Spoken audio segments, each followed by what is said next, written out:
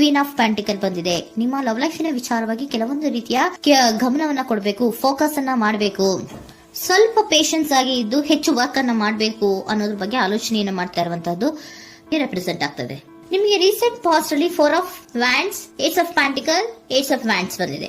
ಕೆಲವೊಬ್ರು ರೀಸೆಂಟ್ ಆಗಿ ಮ್ಯಾರೇಜ್ ಅನ್ನ ಆಗಿರುವಂತದ್ದು ಕೂಡ ರೆಪ್ರೆಸೆಂಟ್ ಆಗ್ತಾ ಇದೆ. ಕೆಲವೊಬ್ರು ರೀತಿಯ ಲವ್ ಮ್ಯಾರೇಜ್ ಆಗಿರುವಂತಹದ್ದು, ಸಂತೋಷದಲ್ಲಿರುವಂತಹದ್ದು, ಒಂದು ರೀತಿಯ ಬಾಂಡೇಜ್ ಇದ್ದಿದ್ದಂತಹದ್ದು, ಸಾಮರಸ್ಯದಿಂದ ಇದ್ದಿದ್ದಂತಹದ್ದು, ಒಂಥರ ರಿಲ್ಯಾಕ್ಸೇಷನ್ ಅಲ್ಲಿ ಇತ್ತು. ನಿಮ್ಮ ಲವ್ ಲೈಫಿನ ವಿಚಾರದಲ್ಲಿ ಯಾವುದೇ ರೀತಿಯ ತೊಂದರೆಗಳು ಕೂಡ ಪಾಸ್ಟ್ ನಲ್ಲಿ ಇರಲಿಲ್ಲ.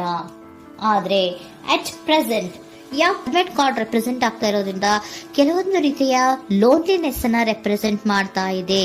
ಈ ಹಿಂದೆ ನಿಮ್ಗೆ ಯಾವುದೇ ರೀತಿಯ ತೊಂದರೆಗಳು ಇರಲಿಲ್ಲ, ಬಟ್ ಆದ್ರೆ ಅಟ್ ಪ್ರೆಸೆಂಟಿನಲ್ಲಿ ಯಾಕೋ ನೀವು ಲೋನ್ಲಿನೆಸ್ ಅನ್ನ ರೆಪ್ರೆಸೆಂಟ್ ಮಾಡ್ತಾ ಇದೆ. ಕೆಲವೊಂದು ರೀತಿಯ ಇನ್ನರ್ ಗೈಡೆನ್ಸ್ ಅನ್ನ ತಗೋತಾ ಇರುವಂತಹದ್ದು ರೆಪ್ರೆಸೆಂಟ್ ಆಗ್ತಾ ಇದೆ. ಎಷ್ಟೇ ನೀವು ಹಾರ್ಡ್ ವರ್ಕ್ ಅನ್ನ ಮಾಡಿದ್ರು, ನಿಮ್ಮ ಲವ್ ಲೈಫಿನ ವಿಚಾರವಾಗಿ ಏನೇ ಮಾಡಿದ್ರು ಕೂಡ ಯಾಕೋ ನಿಮ್ಗೆ ಬೇಜಾರುಗಳು ಆಗ್ತಾ ಇರುವಂತಹದ್ದು ರೆಪ್ರೆಸೆಂಟ್ ಆಗ್ತಾ ಇದೆ.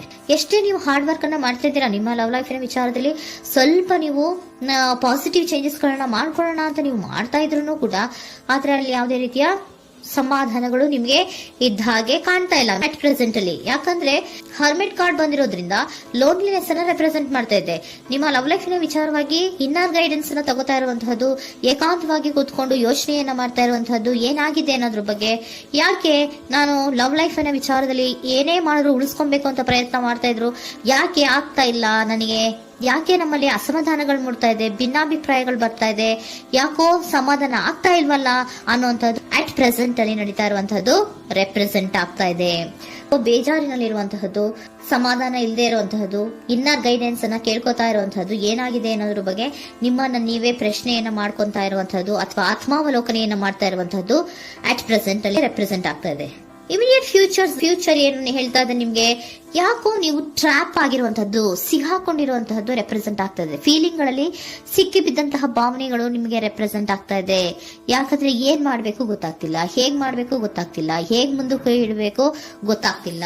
ಪ್ರೆಸೆಂಟ್ ಅಲ್ಲಿ ನೀವು ಏನೇ ಪ್ರಯತ್ನ ಮಾಡಿದ್ರು ಏನು ಮಾಡಕ್ ಆಗ್ತಾ ಇಲ್ವಲ್ಲ, ಯಾಕೋ ನನ್ನ ಕೈಲಿ ಏನು ಮಾಡಕ್ಕೆ ಆಗ್ತಾ ಇಲ್ವಲ್ಲ, ಏನ್ ಮಾಡ್ಬೇಕು, ಯಾಕೋ ನಾನು ಮೂವೇ ಮಾಡಕ್ ಆಗ್ತಾ ಇಲ್ವಲ್ಲ ಅನ್ನುವಂತಹ ಆಲೋಚನೆಯನ್ನ ಮಾಡ್ತಾ ಇರುವಂತದ್ದು ರೆಪ್ರೆಸೆಂಟ್ ಆಗಿದೆ.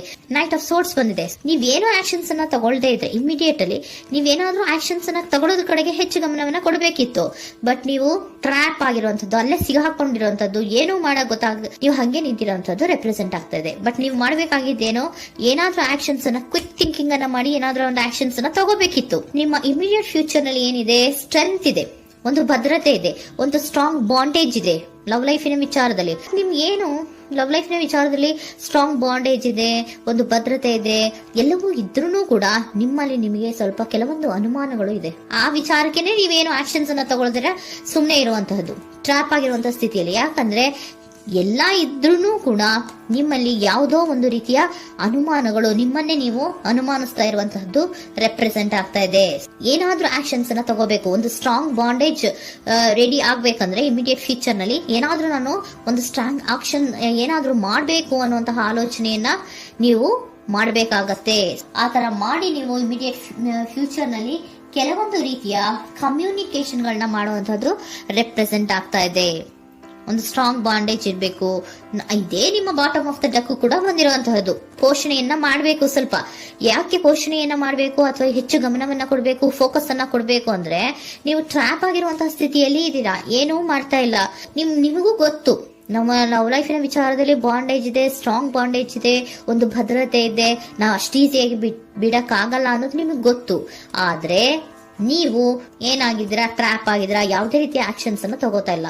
ಸೊ ಯಾವಾಗ ನೀವು ಆಕ್ಷನ್ ಅನ್ನು ತಗೊಳ್ಳೋ ಕಡೆಗೆ ಹೆಚ್ಚು ಗಮನವನ್ನ ಕೊಡ್ತೀರೋ ಅಲ್ಲಿ ಒಂದು ರೀತಿಯ ಸ್ಟ್ರಾಂಗ್ ಬಾಂಡೇಜ್ ಅನ್ನ ಬರುವಂತದ್ದು. ಆಗ ನೀವು ಕರೆಕ್ಟ್ ಆಗಿ ಕಮ್ಯುನಿಕೇಶನ್ಸ್ ಅನ್ನ ಮಾಡಕ್ಕೆ ಸಾಧ್ಯ ಆಗೋದು. ಏಂಜಲ್ ಗೈಡೆನ್ಸ್ ಏನ್ ಕೊಡ್ತಾರೆ, ಇಫ್ ಯು ಬಿಲೀವ್, ನಿನಗೆ ನಂಬಿಕೆ ಇದೆಯಾ, take A action. Angel guidance ನಿಮ್ಗೆ ಏನ್ ಕೊಡ್ತಾ ಇದೆ, ನಿಮ್ಮ ಪ್ರೀತಿ ಮೇಲೆ ನಿಮ್ಗೆ ನಂಬಿಕೆ ಇದೆಯಾ, ಟೇಕ್ ಆಕ್ಷನ್. ಆಕ್ಷನ್ ಅನ್ನ ತಗೊಳ್ಳಿ, ಮುಂದೆ ಬನ್ನಿ.